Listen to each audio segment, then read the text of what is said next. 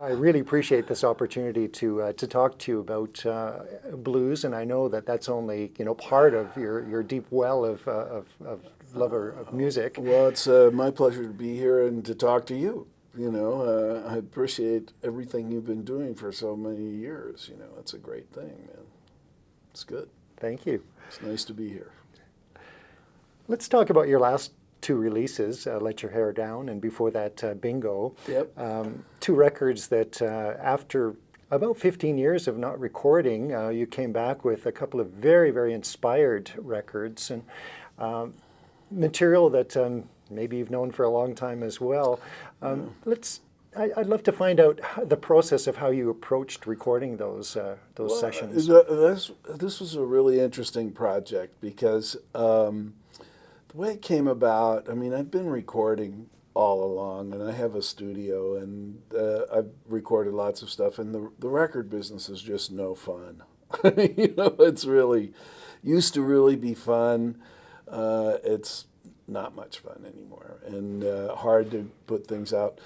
So ran into Andy Johns on a project. We did a live recording, a DVD of the band in Chicago, and Andy was hired to do the mixes. And I've known Andy since he was 16 years old, and for those of you who don't know, Andy is the guy who recorded a lot of the Rolling Stones hits. He was with them in southern France. His brother is Glenn Johns, a really great engineer and producer in London. And a bunch of Led Zeppelin things. And, he got the big drum sound on Led Zeppelin and all that stuff. So Andy was a real character. And I ran into Andy, and the first thing he said was, "Steve, before I leave the planet, I want to do a blues record with you." And I kind of went, "Oh, yeah, okay, yeah, sure. One of these days, So I got home, and I'd hired a bunch of teenagers to load all my CD collection. And it was thousands of CDs. And, I'd go out, leave on the road, and pay them $10 an hour and have them sit there and load CDs all summer long. I got back and I hit the blues button, and there were, 6,000 tunes in alphabetical order one day. And I sort of went, wow, this is cool. This was, I don't know, 6-7 years ago or something. And I started going through them and listening to them because it was just so easy to, and I must have been there for about 4 days. Just sitting and going through all this material, and I started making little lists and little files of things I liked, and it went from 6,000 to 1,750 songs to 600 to 150 down to 40 or something like that.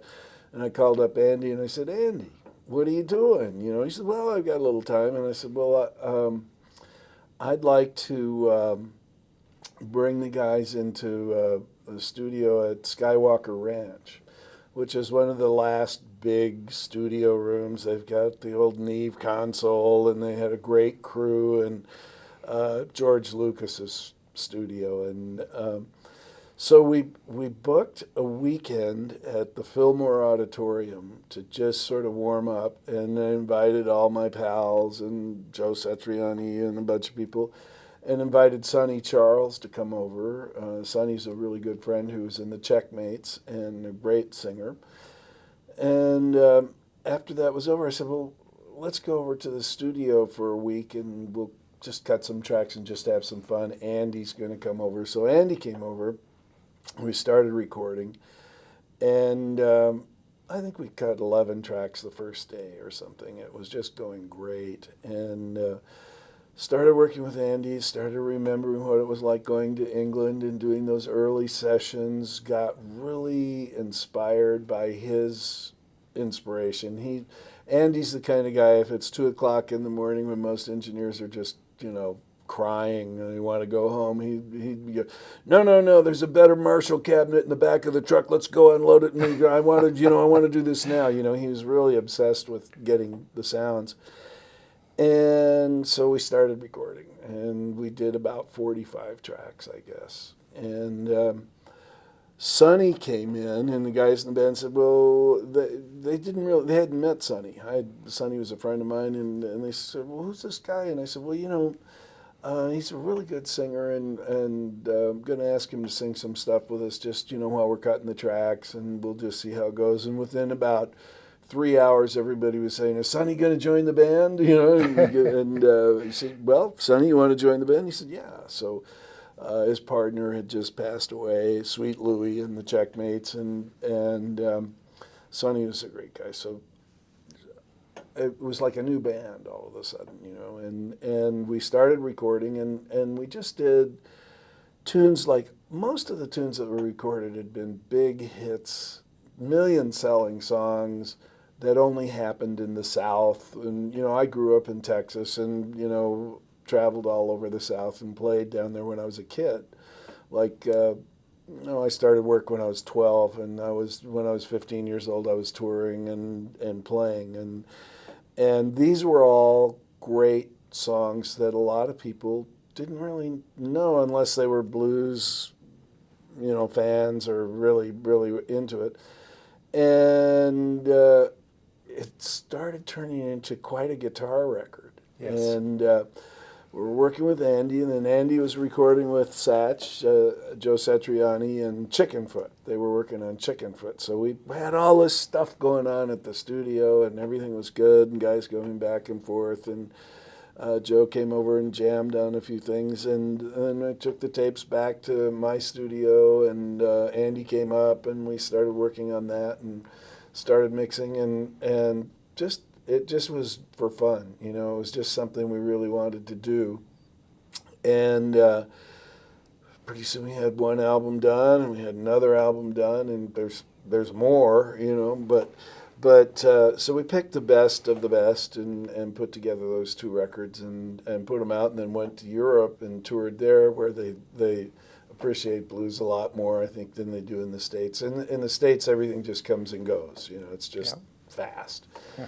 And so we had, for us, it was great because we had all this great new material to do, to add to our show, and so it was just a really great project, and that's all it really was. It was just, working with Andy was very inspirational, and some of the last work he did, he passed away about a year and a half, 2 years later. He wasn't in really good health. He'd had a hard life, let's put it that way, but it was great to just get in the studio and do that work with him. And turned out that all the songs fit really well with all the things I had written anyway, so we just go from one to the next. And we're still doing, some of it. We did a few last night, and so we have a section in our show where we get off of the greatest hits and we go into a few other things. And since then we've re-recorded and added to the set a bunch of stuff from the Joker. We're doing Mary Lou and Your Cash Ain't Nothing But Trash, and Texas Blues, and Further On Up the Road, and what else have we got in there? Some others, I can't think of them all right now, but it added a lot to the live performances and the live concerts, and made it more interesting for us. That's the way we do it.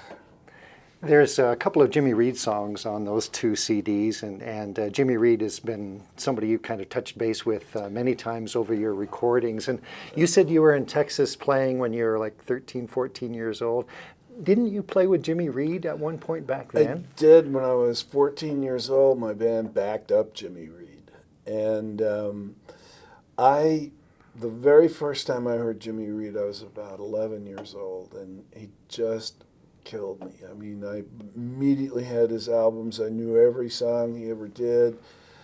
And he was a huge hit in Texas. I mean, Jimmy Reed songs were like #1 in the top 10 hit parade in the South. And so all those songs, were Big Boss Man, Take Out Some Insurance on Me. All of his songs were just big, popular songs.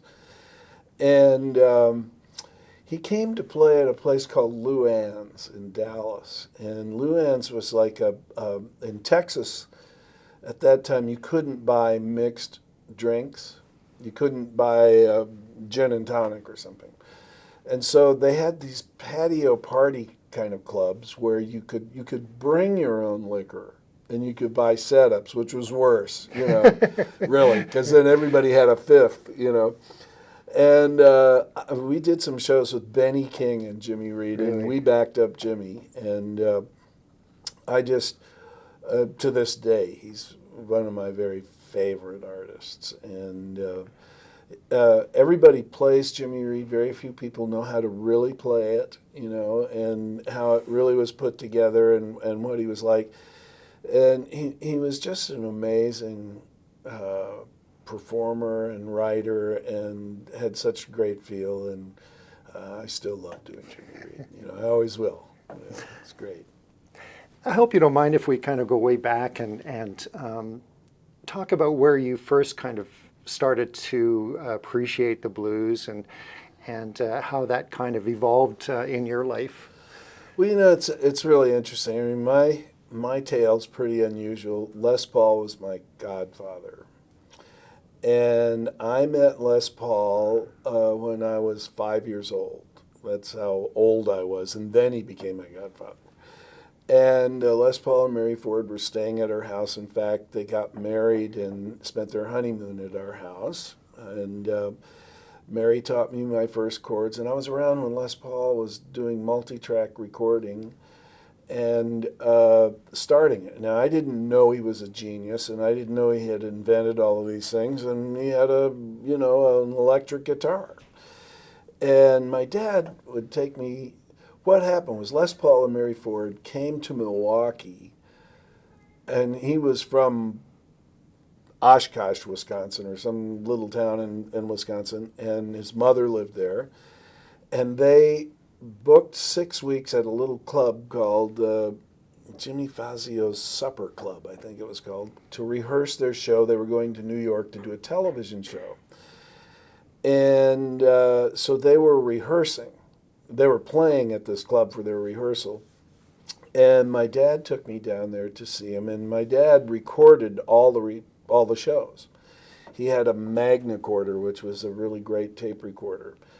So right after World War II, it was the first really professional tape recorder in the United States. And he and Les became really great friends. And my dad was into plexiglass. And he made clear plexiglass pick guards, and they made picks, and they hung out all the time, and they were two peas in a pod.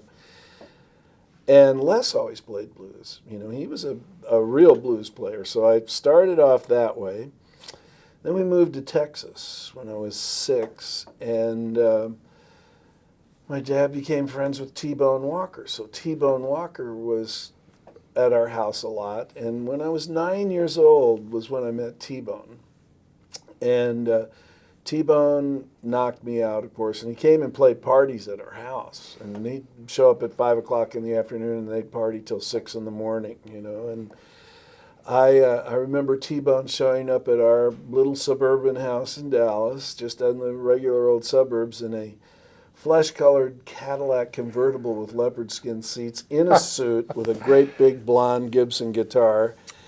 And I have recordings of all of those. I have all those recordings. They're amazing. And I should send you some so you can play them. I mean, it's incredible. And I just sat there and watched T-Bone right where you are, and he was a sweetheart. He taught me how to play the guitar behind my head, do the splits. And I got my first guitar from my uncle when I was 5. So, and I had uncles who were musicians. I had an uncle who was a hot jazz violinist who played in the Paul Whiteman Orchestra. So they were pretty far out people.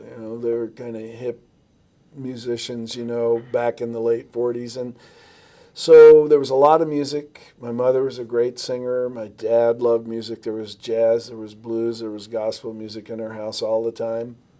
And when we got to Texas, my dad was recording Mahalia Jackson, and T-Bone Walker was coming around, and Lightning Hopkins was in town, and Freddie King was in town, and the Big D Jamboree and all the country music was in town, and all of this stuff was going on. So I was right in this mix, and I wanted to be a guitar player from the time I was about 4 years old, and I started playing and making up songs when I was 4 or 5, and my uncle gave me this beautiful little Gibson archtop guitar that was his when he played, and they all quit playing music and became doctors.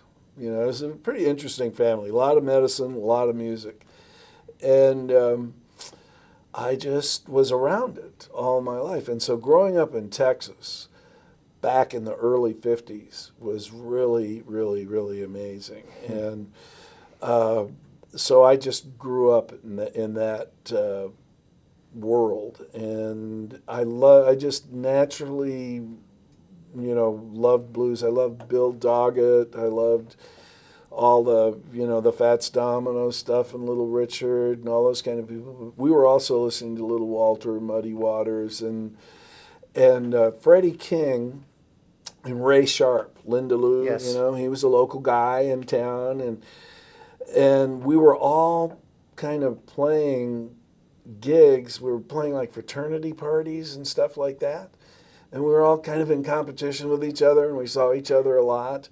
And so it was just totally natural for me, you know. And in Texas, if you couldn't do Bobby Blue Bland, they didn't want you at the party, you know. I mean, and they were from Houston, you know. Bobby was from Houston, and the Ray Charles Band was from Dallas and Fort Worth. All those guys were in and out of town. Oh, Fathead Newman was around, you know, and James Moody was there. A lot of really great jazz players.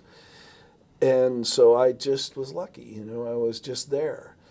And I started my first band when I was 12, and it was a real band. I had a drummer who had been taking lessons since he was 5 years old, and we were working every Friday and Saturday night for a bunch of drunk college kids, you know. And nobody knew how old we were. And I taught my older brother how to play bass so he could drive us to the gigs.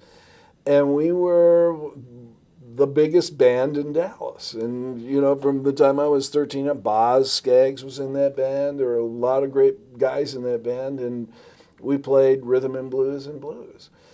And as time went on, and, you know, then I left Texas and I went back to Wisconsin to go to the University of Wisconsin, and, you know, now it was like 1961, and they didn't have any bands there yet.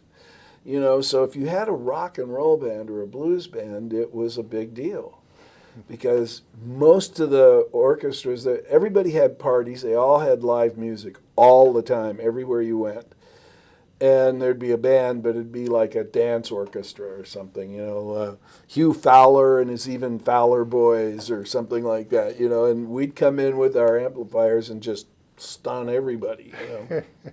And I just kept going on. So at the University of Wisconsin, I had a great band there called the Ardells, and it was in the night trains. And I heard about this guy in Chicago, Paul Butterfield, and who had a recording contract. And up until that point, I was just this middle-class kid going to school, playing music all the time, but never thinking I'd ever be able to make a living at it or ever, you know, I mean, in 1960, I don't know, what was it, Frankie Avalon and Annette Funicello and people like that, the really corny kind of music, you know, and that was what pop music was. Went to see Butterfield, and his band was incredible. Sammy Lay, Elvin Bishop, and Jerome Arnold, and Paul Butterfield. It was just the four of them, and they were almost as good as Little Walter's band. And Little Walter was the master of all of it. He was the guy who made that sound, who took it from the Delta and turned it into that Chicago stuff. Muddy wrote some really good tunes. Willie Dixon wrote some great songs. But that sound was Little Walter. And Butter was like that. And I looked at these guys, and he had a recording contract. And, the light bulb went off, and I kind of went, I can do this, you know. And most of the guys in Chicago had been listening to records and studying it and learning it from records and stuff, you know. Butter wasn't. All the guys were in Chicago. So Chicago was this unbelievable scene. Howlin' Wolf, Muddy Waters, their careers were over. They were playing little small nightclubs. I was in competition with Howlin' Wolf to work on Thursday night at the Bitter End or whatever the club was, you know. And I got to hang out with these guys and start playing with them. And I had the T-Bone Walker experience and the Jimmy Reed experience. So I was the real deal. It wasn't like I was trying to learn it or something. It was what I'd grown up playing and knew.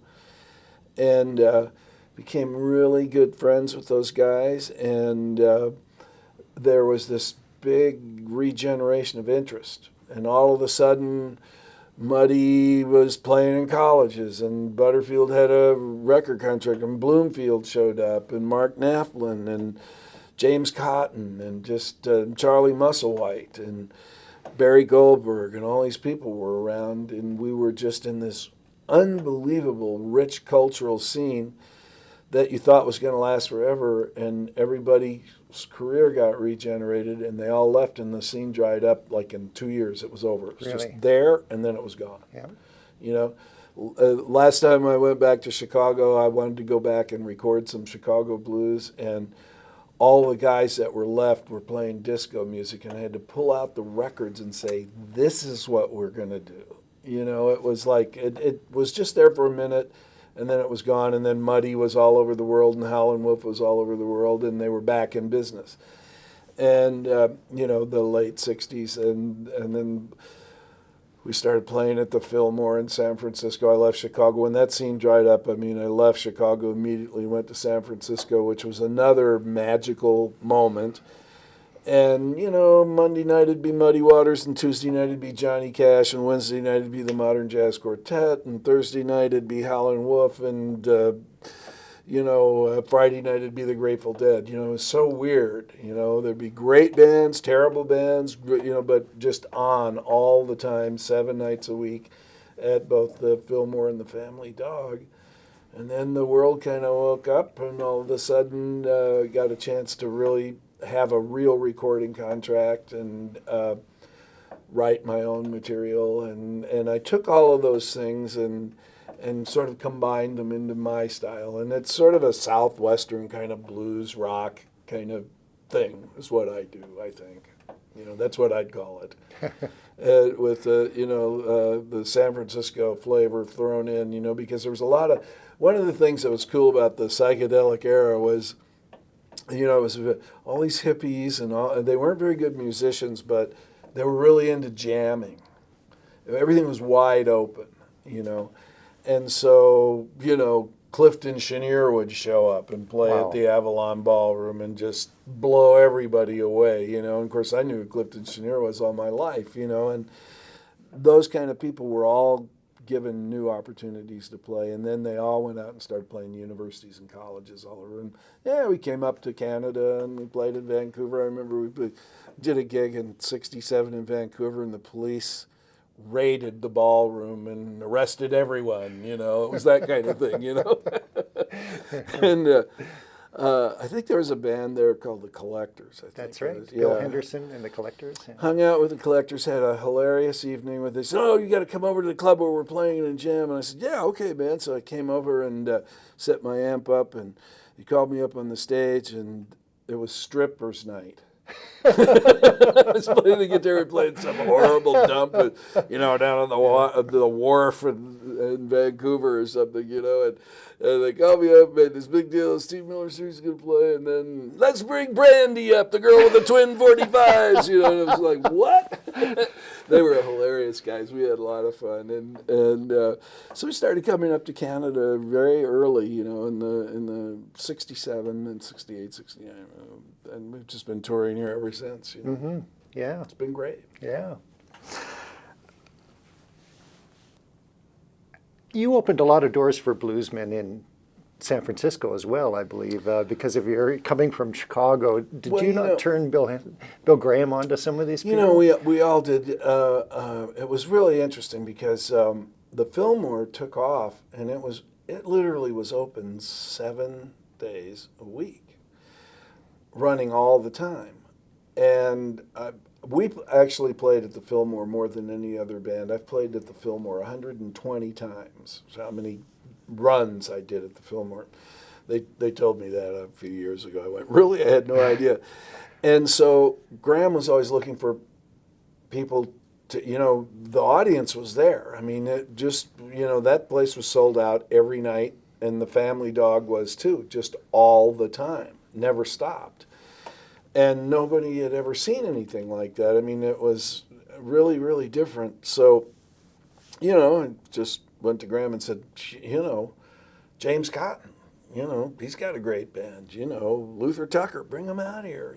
Get him out here. Muddy Waters. And Bloomfield was the same way, and really Butter, Bloomfield, me, Barry Goldberg, we were the guys who knew everybody, and we just, would go pound on Graham and say, bring him out. And, James would come out and stay. We had our, band house in the Haight where we lived, and the guys would come and stay at our place, And I'd go out and, pick up Howlin' Wolf at the airport and bring his gear in and, take him over to the gig and everything. And then after a while, I remember John Lee Hooker. John Lee Hooker was, of all the guys, he was the funniest. Because you have to remember, these guys all came from the Deep South, and it was really odd for them to be playing in white places and get all this attention. And John Lee came out, man, and he just, moved right in and had a crib with a hot tub, within six weeks. He was all set up and playing everywhere. And then we brought Chuck Berry out and had, we backed up Chuck when he came out. He hadn't done anything in a long time, and we recorded the Live at the Fillmore and played with Chuck a lot. When we would do shows together and we'd back him up. He was really funny. He'd fly in from St. Louis. He'd arrive at 7 o'clock at night with a guitar, but no cord or amp. And we'd pick him up and take him out and give him an amp and then back him up, and he'd play 45 minutes, and that was it. Then he'd leave. Yeah. He'd get in a plane and fly back to St. Louis. A lot of strange stuff, and a lot of great friendships were made. A lot of really, I did a lot of recording with James, and did a lot of stuff with jazz. I toured, had Cannonball Adderley quintet with me for a year on the road, and did the same thing with James, and his band, and a lot of jamming. Just it was a really great musical time. I was young, I was in my early 20s, and we did 250 shows a year or something, and come home for a week and go, come on, let's go back to work, And these guys were all part of it, and it was a real awakening. It was like when things were finally becoming integrated, where these guys were being paid what they were worth instead of being abused, and there's a lot of that for a while, and it was just great, to work. I mean, Cotton and I had so much fun together. I mean, I loved playing with James. He was just such a great harmonica player, and playing with BB, and I did a lot of toured with Freddie King.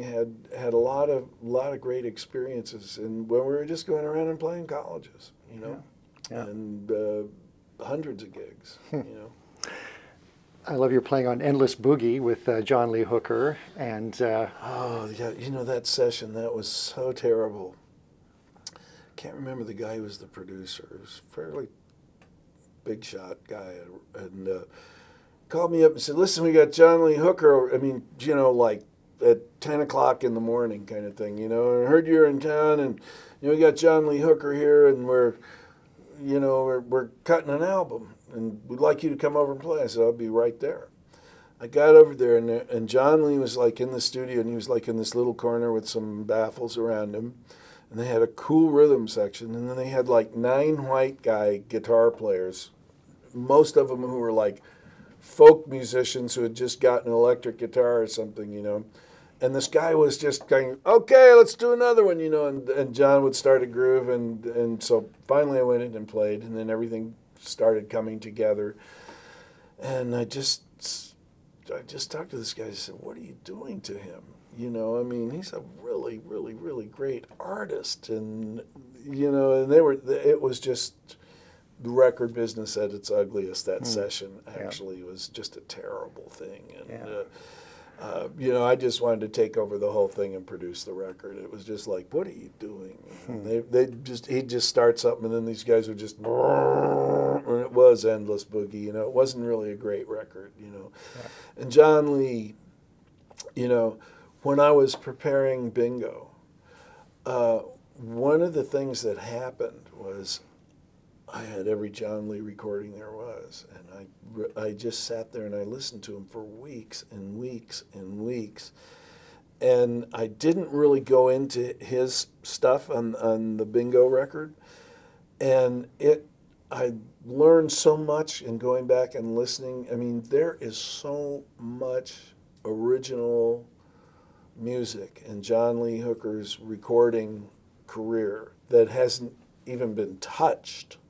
You know, I mean, the mine is so deep and so full, and he really, you know, he was such a sweet guy, you know, I mean, he was just the greatest guy, and I got to play with him a lot, and I learned a lot from him, and it's kind of funny, like, I feel like he never really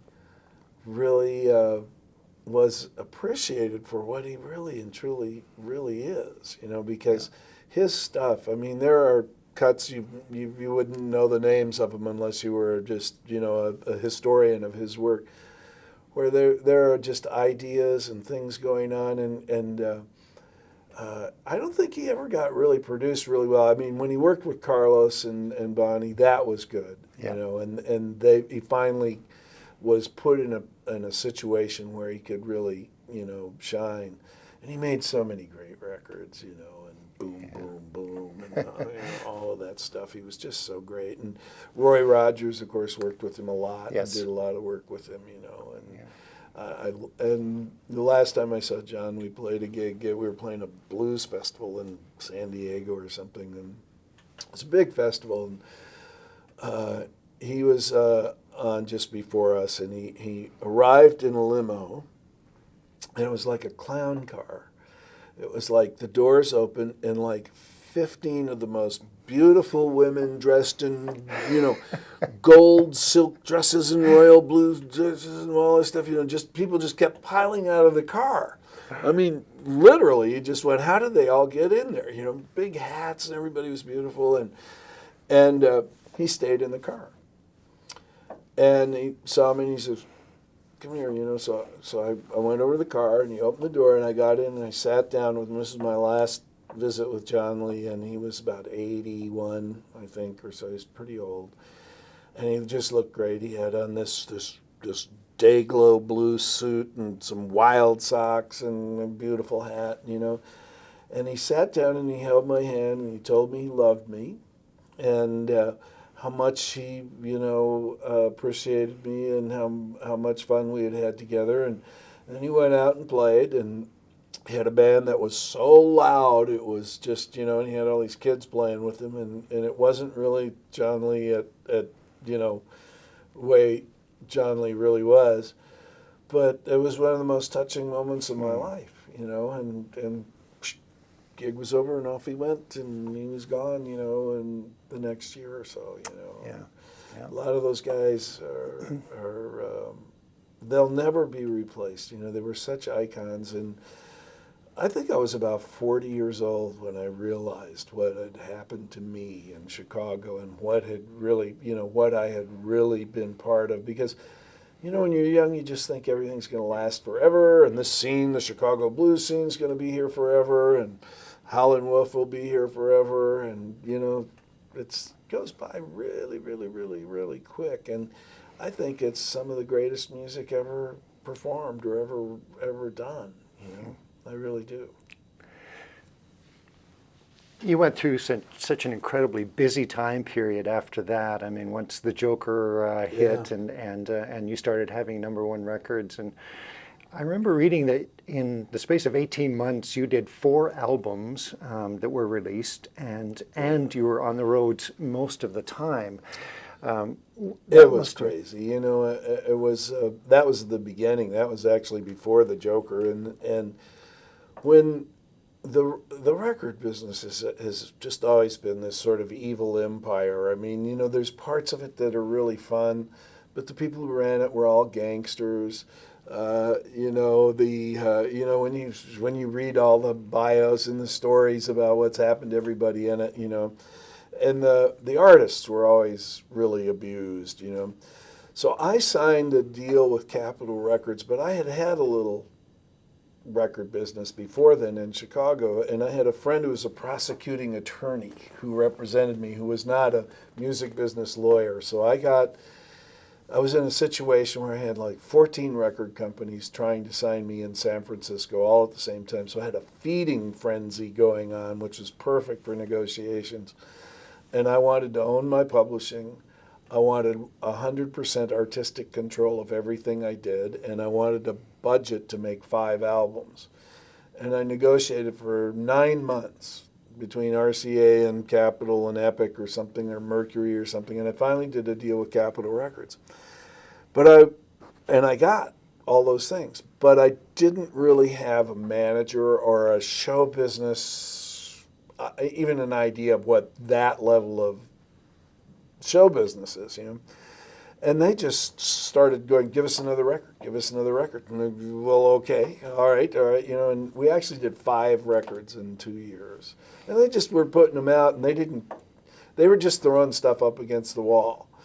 And when the Joker was the last album in that contract, and I was at the end of the line with them. I mean, I was totally exhausted, totally worn out, and we were selling records at the time. I mean, we were selling like 200,000 albums. That was a big deal then.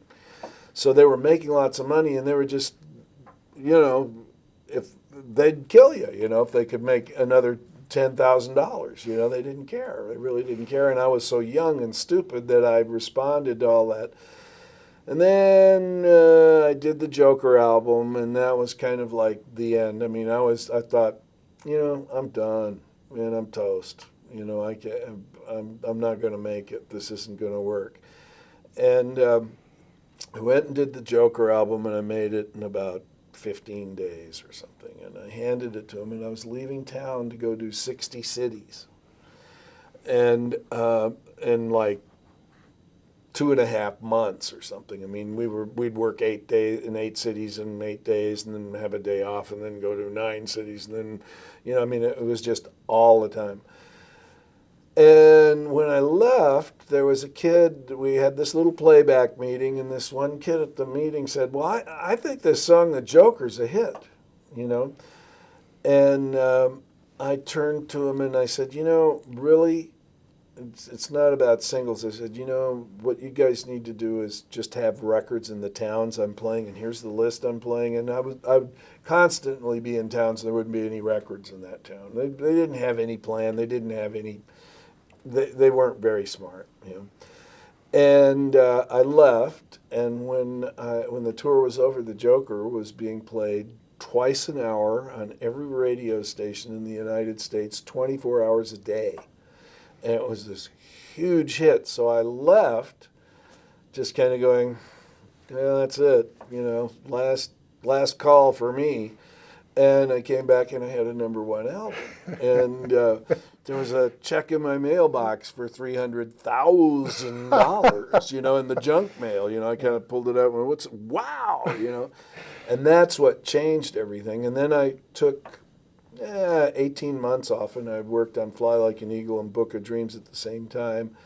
And I just, called up my agent and said, I'm not touring anymore, and he, what? They just, the system was just designed to just work artists to death, and you had to fight and take control of everything and figure it out. And everything was changing then. The Joker was an AM hit. AM radio wouldn't play any of my first 6 albums. Very few stations would even play it. So we were this underground FM radio thing. Well, FM radio is coming up. Fly Like an Eagle came out in 1976, and it went to the top of AM and FM radio at the same time. And in 1978, I think I sold 13 million records or something in 18 months or something like that, right at the peak of everything. And that's when AM and FM were wide open. And at the same time, the concert business was getting bigger. So I went from playing small theaters, like 22,000 seat theaters, which was where I worked all the time. I'd come to your town 3 times a year and play the Tower Theater or the Fox Theater or whatever, the Paramount or whatever it was. And on that tour, on Fly Like an Eagle, we went from theaters to football stadiums. We went from theaters to arenas to coliseums to football stadiums. And during that same period of time, we had to develop the PA systems, the stages, the light systems, and how do you play in a football stadium, you know. So it was a very creative, real interesting time to be right in the middle of it, you know, right in the mix.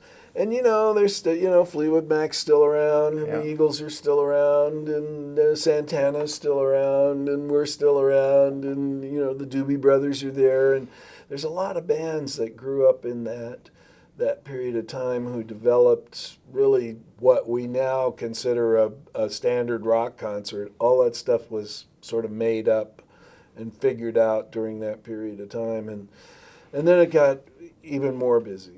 You know, and still, you know, you never had this feeling like it was going to last. You know, it's like, I got to play every football stadium I can because this will never happen again. I remember playing a football stadium where there were only 40,000 people and being really angry. So just 40,000 people here, and I handed my guitar to my guitar tech and said, I don't care if I ever do this again. That's how tired and burned out we got, you know, just... And it's amazing, you know, now I do about 70 shows a year every year. And I have for the last 20 years, you know, and so I have this wonderful audience all over the world. And I can go to these nice concerts and have a great band and, you know, bring new acts along with us. And it's really... It's back to where it was in the beginning now. It's just about the live performance, you know.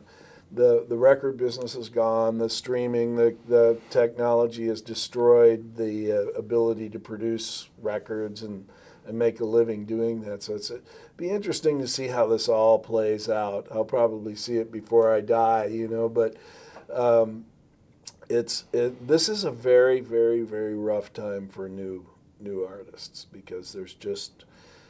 You know, it's if you're a new artist, you know, somebody's got to spend $5 million on you, and it's Pepsi-Cola or something. You know, it's not about clubs and musicians anymore. Right. It's all about show business and dancers and television and video and money. You know, which is too bad. Yeah. Would you say that at the peak of your work and I was kind of reminded of this by listening to one of your live recordings today. Well, the peak of my work was last night. I just want to. Yes. I made a big discovery last night. I mean, I think we played the best concert we played in years. Really? Yeah. I changed from a big pick to a little pick. I'm 70 years old. I just figured this out, you know, so we're still working on it. Yeah. But go ahead. Yeah. I'm sorry. Yeah. I just had to stick that in there. Let me rephrase that. The peak of your busyness in the music industry. Right. There's a live version of you doing CC Rider, and then you go into this medley. And at the end of it, instead of, you know, normally, I think the song goes something, I'm going to shoot my baby. You go, I'm going to shoot my agent. Shoot my agent, yeah. Well, you know, that's an interesting thing. Like, I think that version of CC Rider is actually a combination of CC Rider and All Blues by Miles Davis. And that whole record is hilarious because that was like my big comeback at 1989 or something after I'd stopped touring for a while, after all those football stadiums and stuff. And the crowd is chanting Jungle Love. They want to hear Jungle Love, right? So the crowd's going, Jungle Love, Jungle Love, Jungle Love. And we're doing this blues lyrics on top of a jazz, you know, and it was pretty out there. That's a hilarious recording as far as I'm concerned. I mean, we really get a lot of fun. But yeah, I changed. I'm going to shoot my agent, you know. I might shoot him tomorrow. It's the same guy. He's been there forever. Danny Weiner, my agent. I like to shoot him every night and when I do that song, you know, just to keep him on his toes. Norton Buffalo was a big part of your band and your music for, I think, 33 years. Yeah. And a big part of the last two recordings as well, which maybe his last recordings. Yeah, you know, Norton left us very unexpectedly. I mean, that was a lesson in life because Norton and I, we met in 1976 at a jam session at a party. And some friends of mine said, you need to come over and see this guy. He's a really great harmonica player. And I said, okay, let's go. Went over and saw him, and I just went right up and started playing with him. And we started singing in harmony that night. I mean, right on the stage, right in front of people, and became really great friends. And he's like my soulmate, you know. I mean, he, for 30, as he always liked to say before he died, 33 and a third years, you know, he was the guy who sang harmony with me on everything. Plus, he was one of the greatest harmonica players ever to play the instrument. And so every night we would enjoy Norton's creativity. And I mean, he was just a maestro of the harmonica, you know, really great. And losing him was, I mean, it was just didn't even make sense. We finished this tour. I was giving the band a hard time. We had just done, you know, like 40 shows or something, and we were ending up on the East Coast. And I usually listen to a recording of what we've done every night afterwards. I just run through it to make sure everything's right, you know, to oversee everything. And the band sounded the vocal harmony sounded out of tune. And about 3 days before the end of the tour, we were at sound check, and I said, listen, you guys, I said, you know, harmony sounds flat. You know, what's going on? I mean, you can't get lazy on this stuff, you know, you got to be, okay, you know. And then everything sounded good, and we did our last 3 gigs, and